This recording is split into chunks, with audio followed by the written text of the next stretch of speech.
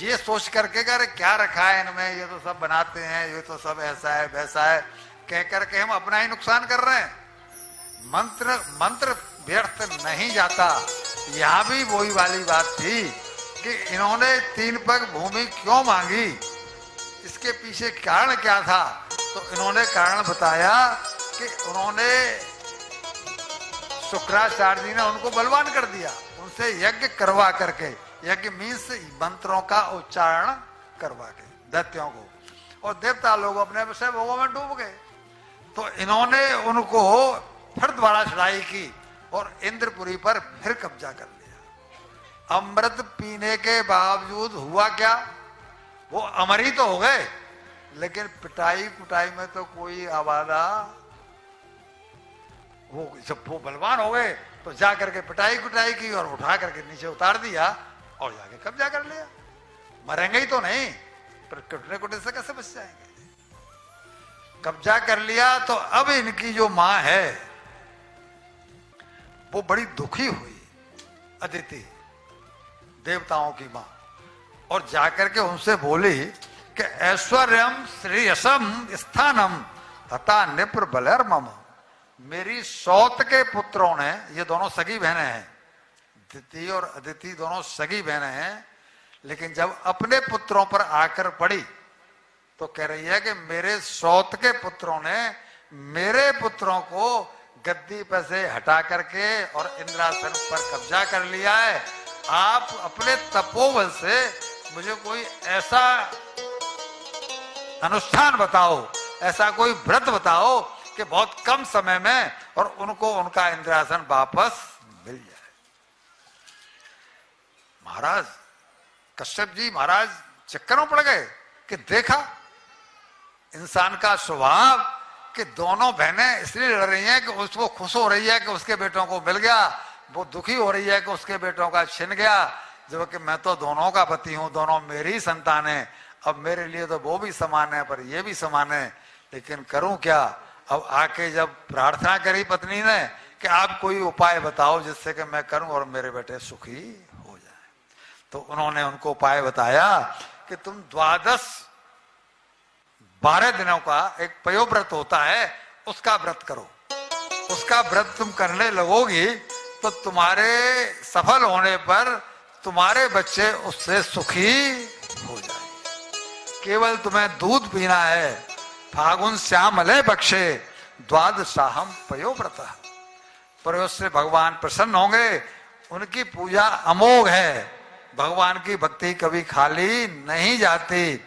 अमोघा भगवत भक्तिर नरतिर मतिर मम, मेरी दृष्टि में भगवान का भजन बेकार। तुलसीदास जी ने भी कहा है कि तुलसी प्रभु श्री राम को क्या कहने जा रहा हूं, रीज भजो या खींच।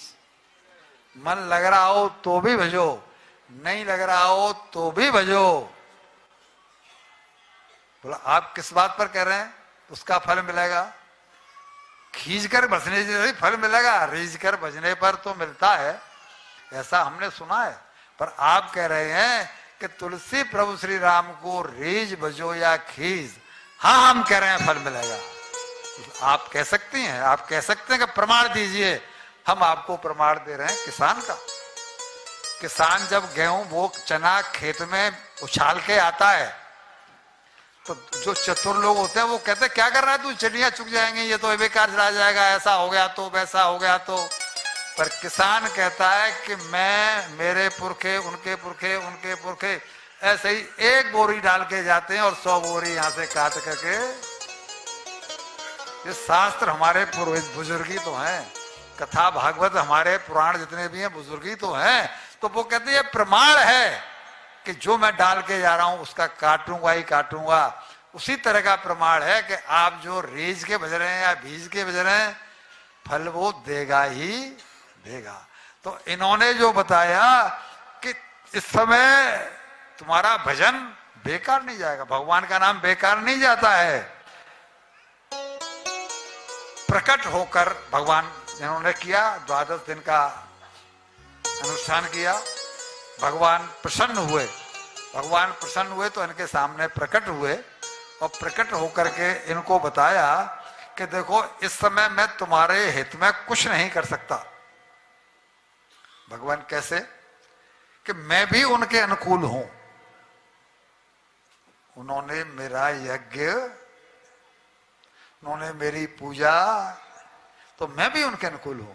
और उनके गुरु शुक्राचार्य जी वो भी उनके अनुकूल हैं, क्योंकि वो उनको साथ के चलते हैं। तो मैं तुम्हारी कोई मदद नहीं कर सकता, लेकिन हाँ तुम्हारा काम मैं युक्ति से करूंगा। बाकी मैं जाके वहां युद्ध करूं, मैं जाके ये करूं, वो मैं कुछ नहीं कर पाऊंगा। तुम्हारे लिए मैं छोटा बनूंगा, बौना बनूंगा, भिखारी बनूंगा।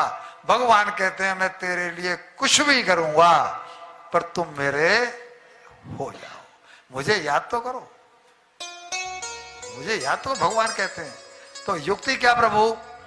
कि मैं शुक्राचार्य जी, मैं कश्यप ऋषि के तेज में प्रवेश करके और तुम्हारे गर्भ से जन्म लूंगा, तुम्हारा पुत्र बनूंगा, और तुम्हारा पुत्र बनकर के मैं तुम्हारा काम करूंगा। श्वासेन पुत्रत्व मुपेत्यते सुतान, तुम्हारा शुद्ध पुत्र बनूंगा, तब तुम्हारा काम साधूंगा। और फिर तुम्हारी संतान को इंद्रासन वापस दिलवाऊंगा। लेकिन ये काम सब होगा युक्ति से। इसका क्या अर्थ हुआ? ईश्वर is the solution for all problems. ईश्वर is the solution for all problems. आपकी कोई भी प्रॉब्लम हो, लेकिन मतलब पे याद करो और पीछे याद न करो। ऐसा दुख में सुमिरन सुख गए, सुख में करे न कोई, जो मैं सुमिरन करे सो दुख काहे को। ऐसा नहीं, भगवान कहते हैं कि तुम मुझे याद करो, सारी प्रॉब्लम्स का